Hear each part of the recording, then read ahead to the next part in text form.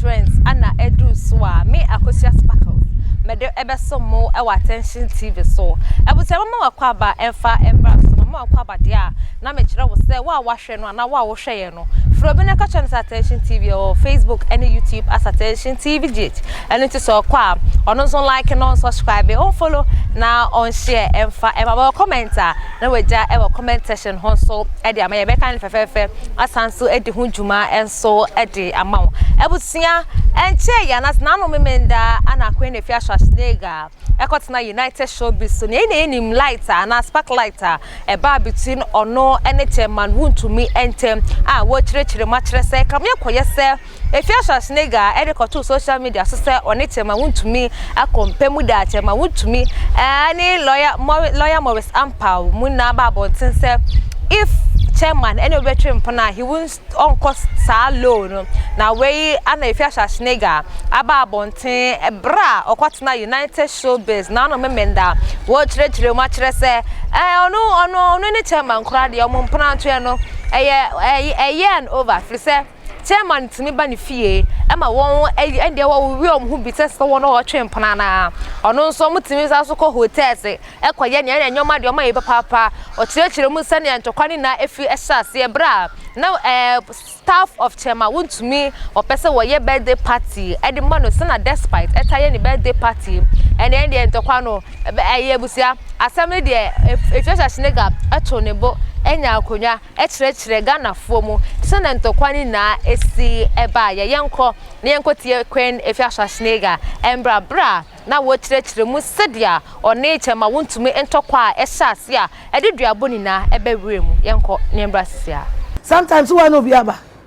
Ya do kwa duro su de na meti wona mesere. But say ya Nyankopon tena se.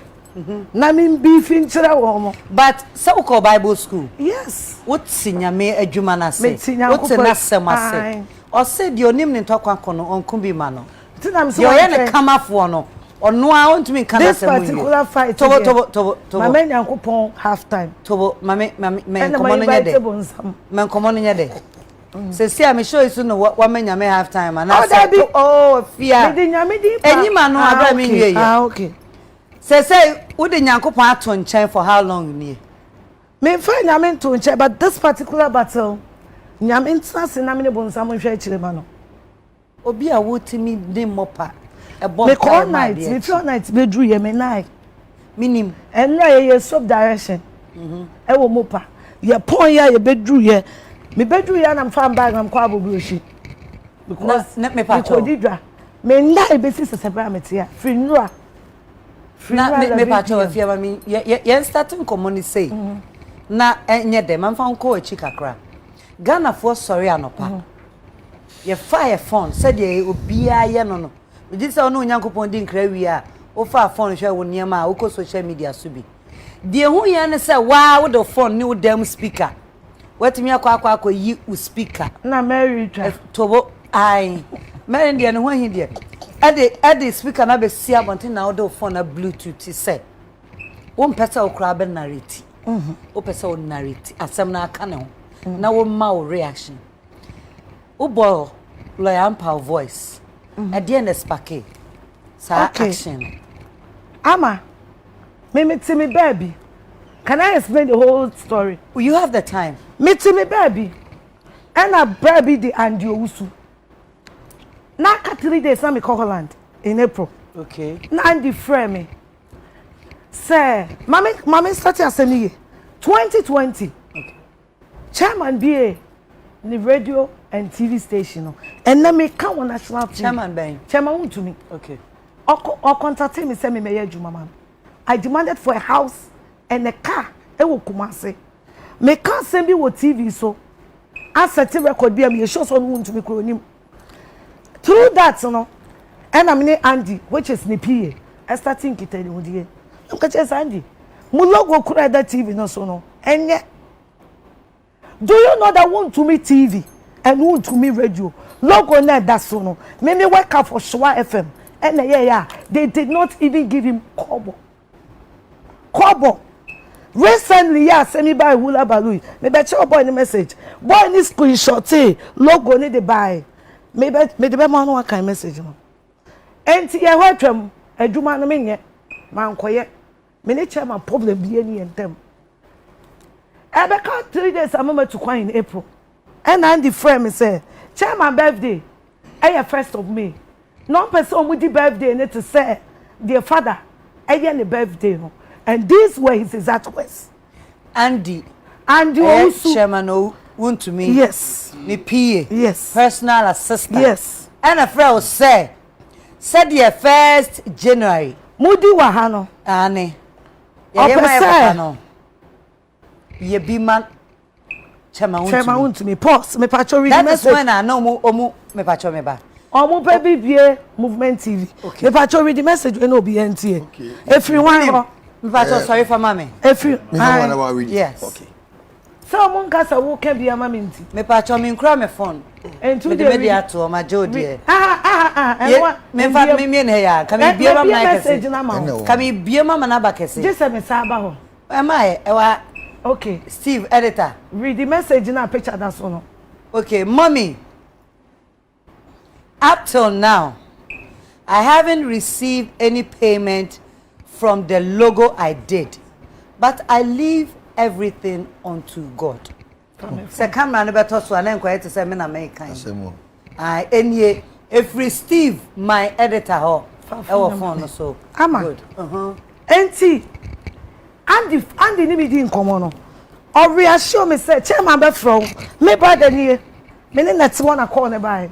No so ade chi a chairman be ne e be from true nasem na de chairman ye den. Of friend Afia 2020 this April and April yeah Afia me nam kwa so me ko kokomlemle enti hia me ho me ko ye no na honorable John Boadum ni MPP fo bebire e wo ho we went and yes studio no kwa me go with that but we still did the talk no since birthday na be sisen na me chechire mu as enkoma many andi edi die enkoma na me andi di ye me manity ase say UTV program na ye ba you deserve 2,000 yeah the man you deserve 1,000 yeah the man 5,000 you deserve 5,000 10,000 and you know mo mama mo list of celebrities are mo pay and mo budgets na me cho say sika we ye betimi dia fa we sika we ye betimi dia fa we also they want me to come and host the show na ye Falanche Movement TV not they are employing me they want me to come and host the show that day no which is 1st of May no near Falanche Movement TV so me I suggested that apart from celebrities na ye de beba no chairman ko renovate comfort not children's ward and not some maternity ward now funny dean to so chairman Wontumi ward and it say yet TV so na ye de bia na animonyama ye den abem dia to so me ensa me mabuki me ticket awie be kwa me kwan enti se je maka nyina mutumi ya mo mema mo me agent number na mo change me flight na me ma ye den maba because I will come to Ghana on the 1st of May and the 1st of May no and the event no okay and the just anko no tra kodoni one person akwa chairman amame na me tina me kem April ya me ba be ko na ka 2 or 3 days me to kwan na me fa me back na me call abrochire and some na me ka so omonye no emu bia ni ho a omoye and I think on the 22nd or 23rd of April and Andy contacted me. I have a voice note that I wouldn't like to play here because me tender as evidence in court. My boyfriend is him. Now I'm catching Sandy. Baby, I me wow my brother mu say and I need peace. Nana mama ka send show kroma. From the 17th of January, I me papa wu ye e be sine. Ghana for decide say asumdwe de. Omo ma me bi. And they say no, I'm in for violence. Oh, Ghana for the Onyobian no why. They say I am in for violence. We change that car. Only did by 10 days. My friend Nakachandi say, Andy, I need peace. Enyan toa, enyan tia.